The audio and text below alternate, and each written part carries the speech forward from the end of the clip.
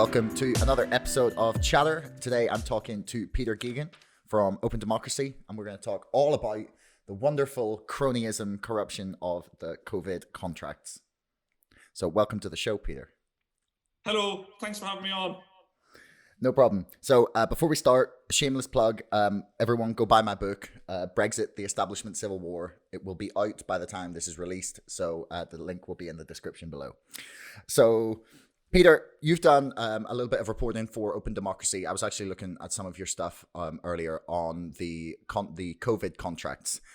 To me, do you think it's one of the most kind of stunning examples of corruption that we've seen in 21st century politics? Because that's really what it seems like to me.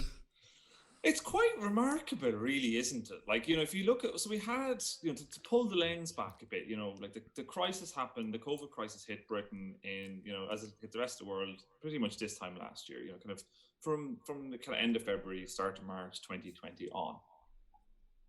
And if you look at what happened in Britain, we had this basically what was a huge outsourcing of the COVID response from the state to the private sector. Which is not that surprising in the Conservative governments and all the rest of it. But when it comes to like who and how they outsourced that, it was overwhelmingly to a very, very, very small number of people who were far more likely to be Conservative donors than not. We had basically in November, the National Audit Office, which is a kind of spending watchdog in Britain, they published analysis of the COVID contracts and found that there existed a kind of what was called a VIP lane for people who were political donors. And if people who were in this VIP lane were 10 times more likely to be given a government contract than those who weren't. We saw things like, very prominent conservatively aligned firms run by conservative donors, politically connected firms, some of which had almost no experience doing this. In one incredible case, we had a conservative councillor in the Cotswolds who set up a business supplying PPE, something he'd never really done before, and was given something like £300 million worth of contracts.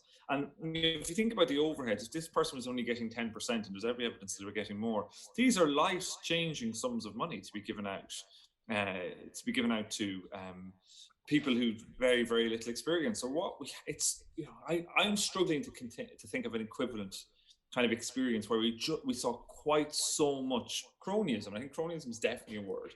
The challenge is to know if it was corruption. Did money change hands for this? We don't know.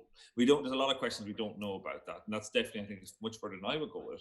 But there's a lot of questions to be asked just generally about how a small group of people who were politically connected profited so much during the pandemic response. It's really stunning. I mean, Matt Hancock actually has been at the center of this. He had a friend of his it came out that had got a contract a few days ago, and then I'm just looking at a piece in the Metro here where a firm that's apparently linked to his family, according to the Byline Times here, got a £5.5 million contract to provide mobile testing units, and just it seems that there is, as you said, there's a very select group of people who tend to be donors or people related to the government who seem to keep getting these contracts regardless of like previous experience in the area. And honestly, like the thing that confuses me is the lack of outrage. Like for me, it's that they are taking what they are constantly telling us is the biggest crisis to hit Britain possibly in 100 years if you don't count the war. And they are standing on the graves of the dead to hand money to people very closely connected to them, and it just seems disgusting and abhorrent, and like there should be more outrage. Like maybe I'm getting like too wound up about it, but like, why do you think there's not been more kind of outrage at this cronyism? It's a very good question. I think like there's almost like a kind of sense in which it's become like, I think people are quite inured almost to this politically in Britain. I think which I think is a very bad thing. I think there's almost a sense in which like, the politicians, even that are kind of they're held in such low regard. We can see that from polls around trust in politics. So what you see is like politicians, basically, like the public, not really kind of caring, are seeing this as something that the politicians would do anyway, which I think you could almost argue isn't the case. It's not that British politics was whiter than white until this happened. It wasn't. We've had scandals going back, cash for questions, cash for access, cash for honours, stretching back decades. It's part of almost the DNA of British politics. But the scale of this and the extent to which you can really see it, it's not as if, it would be one thing if, and this does happen, like, big companies give money to the Conservative Party. It's in some ways not that surprising. But a lot of these companies were either not big companies or had no experience in doing this before. And it continued on. The NAO report, the National Audit Office report, it sounds geeky and all the rest of it. In many ways it is, but it's really very damning. This is an official government watchdog being heavily, heavily critical. Basic records weren't kept. Basic documents weren't kept. Basic checks were not being done. And when they went to try and figure out what had happened, the paper trail wasn't there. It's the kind of thing that if you or I was to do with our tax returns, would get us into serious, serious trouble. But yet the government has done this with, massive amounts of public money, huge amount. One thing that always struck me, one example was during, and I'm sure some listeners remember, during the pandemic a few months ago, there was a huge long-running, like it went on for days, between kind of a standoff between the central government, between Boris Johnson, the Conservative Party, and Andy Burnham, the Mayor of Manchester. And Andy Burnham wanted £65 million as extra additional funding for the COVID response for Manchester. Boris Johnson would only give 60 million. And that it went down to massive brinksmanship, over £5 million. These contracts are worth billions and billions of pounds. Like, money was floating around like confetti. Some people made their fortunes in this time last year, who had no experience in this. And there seems to be a huge unwillingness in government to ask how and why did this happen? I mean, I'm looking at one of your pieces here for Open Democracy. Actually, it says government accused of cronyism after Tory councillor wins £156 million COVID contract. It was just a small, you describe it as a loss-making firm run by a Conservative councillor in Stroud, and he was given £156 million to import PPE from China. And it's the amount of money that we're dealing with it's like almost like sometimes I struggle to grasp with like really large sums of money just how much is being spent. But as you said, it's billions. Like the test and trace system, I saw an estimate the other day that suggested it cost £22 billion and not worked. And like, why do you think it is that there is so little desire in government to push for these questions? Because if I was Keir Starmer or Keir Starmer's staffer or I don't know, political advisor, you'd be begging him to hammer them over this every single day. Like you could talk about they're handing over your children's future tax revenue to their mates in the midst of, again, as I said, like what they describe as like the biggest and most all-encompassing crisis, and it is that we faced in living memory, and they're using it to just give away like years and years of future tax revenue and blow up the national debt that they themselves were constantly going on about. Like, why do you think there is, like, why do you think Labour or someone is not hammering this in government? Well, to be fair to Labour, actually, like especially in the last few weeks, they've really have been very strong on this issue. Like Rachel Reeves came out on Monday with a very big speech on this. If you look through Hansard, you can actually see Labour have actually decided this is an issue that they're going to push on, and they believe that there's like kind of, just like you say, that there's a public out there going, how did this happen, and that you can talk to people about it. I think one of the challenges is that for whatever, there's almost in the issue like the work I do, like I cover things like this. It's almost a challenge of breaking through the noise of the 24-hour news cycle. I do think it's become increasingly difficult, to kind of put these issues of accountability and transparency onto the agenda. And I think, like the struggles that Labour and Keir Starmer have had of making this issue cut through in some ways mirror the struggles that a lot of people, that are not even struggles, but mirror Boris Johnson's, kind of completely blasé attitude towards all rules and responsibilities, and the fact that Boris Johnson's political career has not been damaged by things like, the Jennifer Curie story, where basically a woman he was having an affair with got preferential access to all sorts of things from City Hall, including grants and trips to foreign countries. And for some politicians, that would be the end of their career. But I think in some ways, Boris Johnson's Teflon nature, his ability to just kind of buffoon and laugh through things, has made it much harder, in a political way, for Labour to get traction with these sorts of things. I think that's part of it. In some ways, as I said earlier, the public has become a bit inured to these sort of stories too. And I guess it's like, as you say, the sums involved are so huge. It can be quite hard, like it's a terrible kind of. I'm not saying it's like the communist purges, but that famous quote from Stalin that the death of one man is a tragedy and the death of a million is a statistic. And so it kind of it's these numbers, they kind of like, even I struggle to get to kind of grab hold of them and to kind of make it tangible. I think what you're talking about there about like your kids' future tax revenues, I think that's the kind of thing that's needed to really make this kind of sit. And like people like, and also basically they've like in general, they've been able to avoid questions about a lot of this stuff. The newspapers have covered it, but it's just something that, it's almost become part of just the daily politics. Like I did a lot of these stories 9 months ago, and I've done them for the last 9 months probably, but I probably have done less of them the last few months, because in some ways it's like proving the same hypothesis over and over again. It becomes, I've almost had to decide, okay, look, that story is important and I will continue to cover it, but it can't be the only thing I do, because for that same reason, like you're kind of showing the same thing over and over again. There's a definition of madness. Einstein's definition of madness, doing the same thing over and over again and expecting a different result. And you're seeing that here, where the same thing is happening over and over again. And it's to be the person covering it, it's actually almost frustrating, because you're not seeing, contracts are still been published months and months late.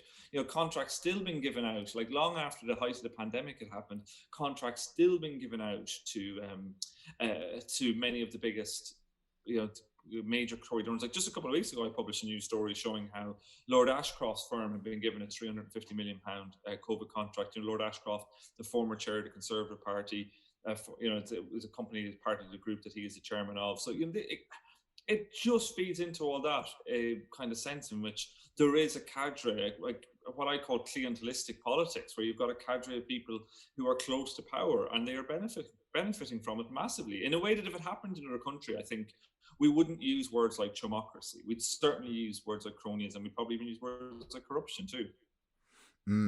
I mean, it seems like, as you kind of said there, that we've got like corruption fatigue almost from this government, which is a really hard, a really awful place to be in.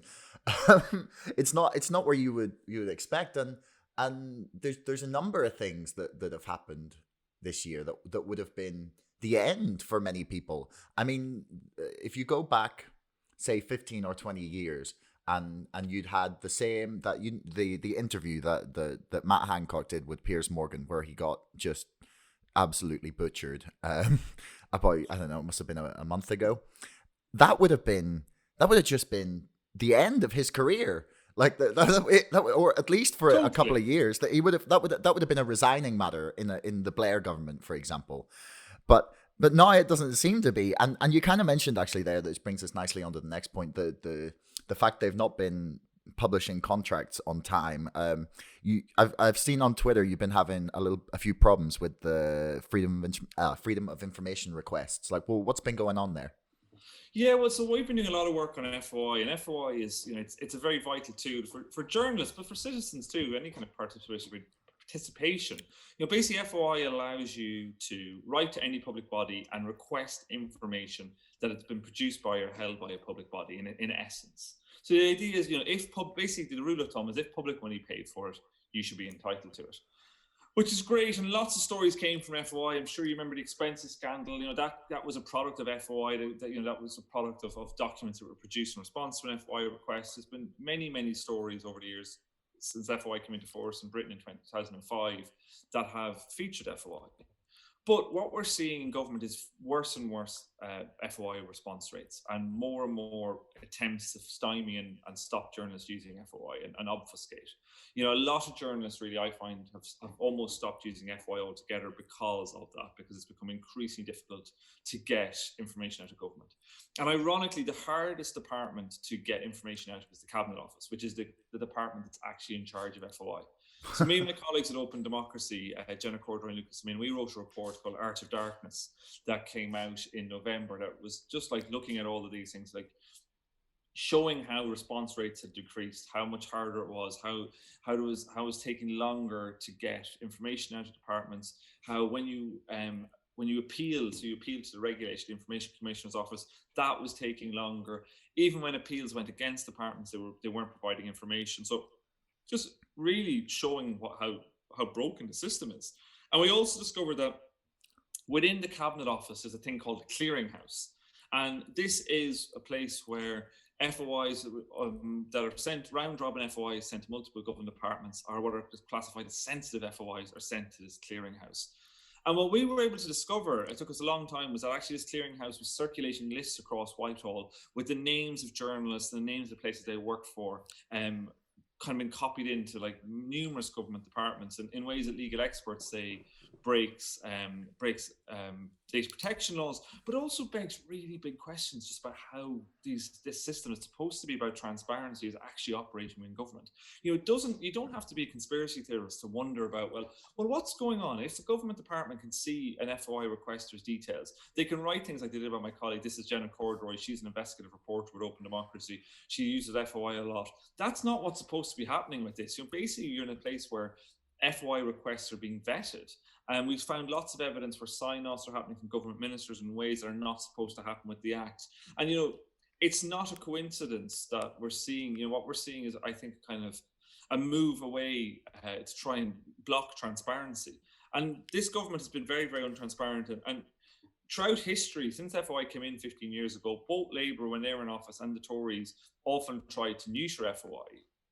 They're ignoring FOIs, they're ignoring rulings, they're ignoring judgments. And so what we ended up doing at Open Democracy was we published a big story about the clearinghouse towards the end of last year, which caused a lot of noise. And this week we published a story because a lot of Fleet Street editors, almost every big Fleet Street editor, every major newspaper editor signed an open letter from Open Democracy calling for an investigation into the clearinghouse and into the wider issue of FOI in government to find out, you know, what's actually going on with this. I think it's a genuine scandal in many ways, because what is supposed to be an enshrined right to information, we have a right to know, has been blocked and frustrated by a government that has no interest, seems to have little if any interest in transparency. Were you on the list, or any of your colleagues? Do you know? My name was being passed around as part of this, passed around Whitehall. My colleague Jenna's name was too. Many other journalists. It's like that is not how this is supposed to operate. You know, that you're going to have your name being circulated around government departments. Okay, these are these journalists like me who are doing stories that, like, I'm sure the government aren't particularly fond of, writing books like I write. There's an FOI request from that guy. Well, look, how are we going to treat that? I mean, it's not a good precedent for them to be setting. I don't like this thing that seems to be going on with modern politics, where everyone seems to like making lists of non-agreeable people. It's not a very nice trend. I don't like where it's going. But what does this say about like the government's respect for like journalism and transparency, and how have they responded in any way to that open letter that was signed? A lot of political response, even from within the Conservative Party, from the backbenches of the Conservative Party. You know, the heads of two influential Westminster committees, parliamentary committees, William Ragg, the head of what's called and Constitution Affairs Committee, and the Department for Culture, Media and Sports Select Committee Chair, Julia Knight, they both made statements to Open Democracy, like asking questions about this clearinghouse, asking questions about other Conservative politicians had really strong comments. Andrew Mitchell, a former Tory minister, still a backbench MP, he said there should be an investigation. But the problem is actually forcing action from the government. So the only real response was the Cabinet Office published a blog post basically said our article and kind of downplaying it and saying there was nothing to see here. And that's unfortunately the response you get from government at the moment when it comes to raising an issue like that, where you can see cross-party that people are going, this is wrong. Every newspaper editor on Fleet Street pretty much, it united everyone from the Guardian to the Daily Telegraph. And the editor of the Guardian, Kat Finer, signed it. The editor of the Telegraph, Chris Evans, signed the letter too.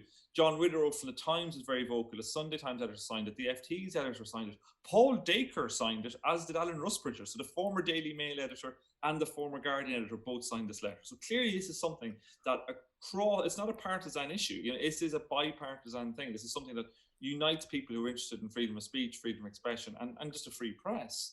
So that's actually really interesting that everyone signed it. From that's actually a very positive note. For a positive thing to think about, that at least the press are truly united around issues like this, which is not something that you see very often with the British press. You'll see like some like Telegraph columnist talking about how the government doesn't need to be transparent if they don't want to, and then all the way to some Guardian opinion piece that'll talk about how it's really not about that at all and totally about something else. But why do you think there's been so like in your book you talked a lot about the sort of dark money loopholes and the capacity or the way in which British politics is kind of quite vulnerable to dark money coming in and being bought?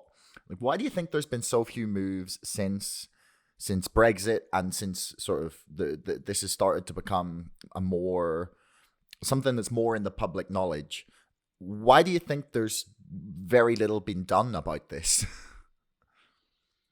It's a good question. There's a lot of things you could do that wouldn't be that difficult either.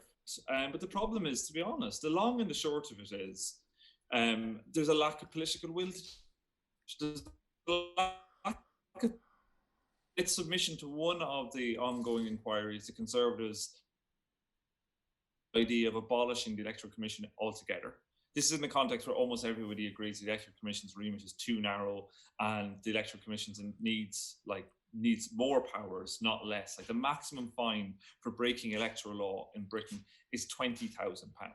In America, it's a federal offence. If you remember Michael Cohen, the former Donald Trump fixer, he ended up in prison on an extensive prison sentence for breaking electoral law. Here in Britain, you get not even a slap on the wrist. If you think about it, like British general elections have been described as 650 little mini general elections. Every seat's its own little general election. And even if your party loses, you have to win your seat. And if you've won your seat, you've won it based on this system.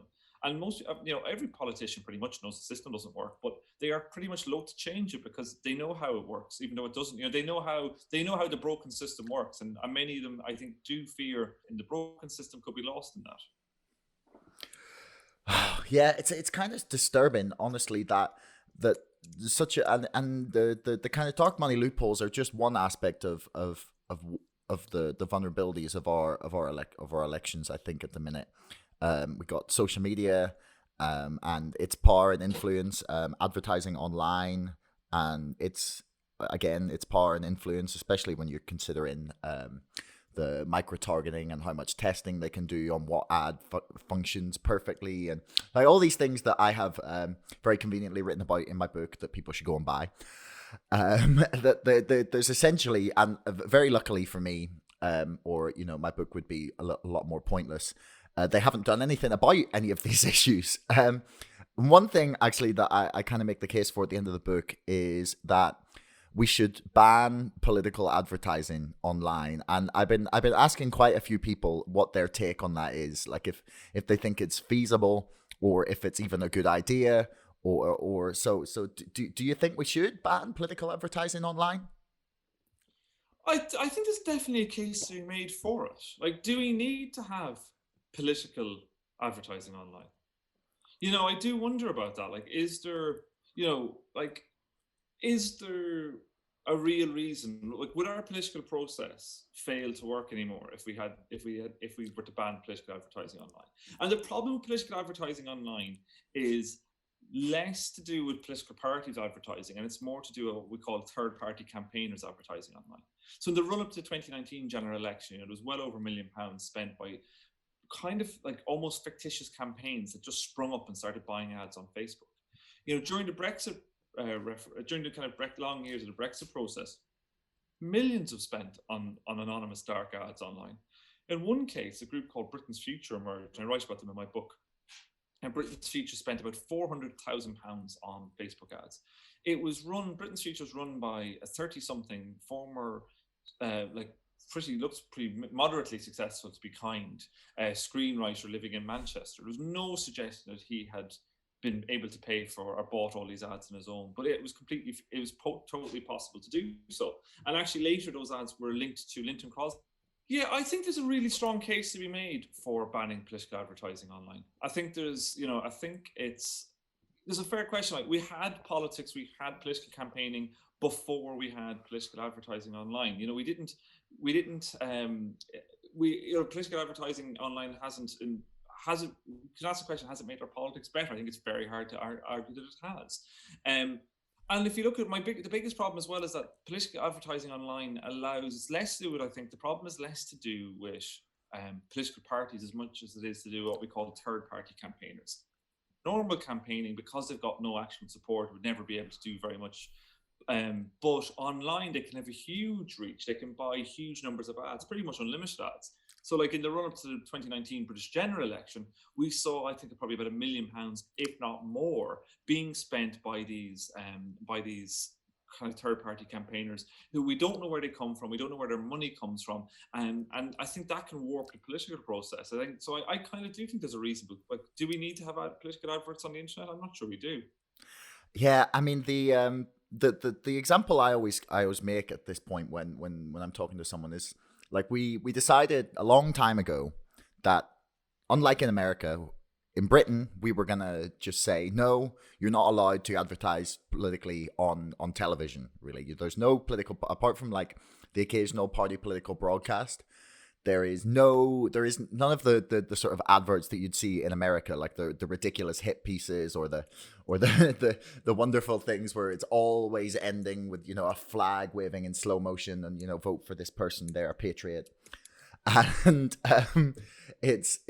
we decided then that we just thought that it was, politics belonged on the doorstep, essentially, that your reach should be based on how many people you can get to come to your rallies or your town halls or your meetings or how many people were in the trade union in your local area and would go knock on doors or things like that, where it belonged on the street. And I don't honestly see the case for letting it continue. The only problem I think we would have is trying to regulate it, because it'd be very hard to sort of, like, where you would draw the line. But we managed to do it with TV ads, and I don't see the argument against, but I think it's very much that, unfortunately, just as you were talking about earlier, that the politicians are, I'd say, more willing to exploit the unregulated nature of it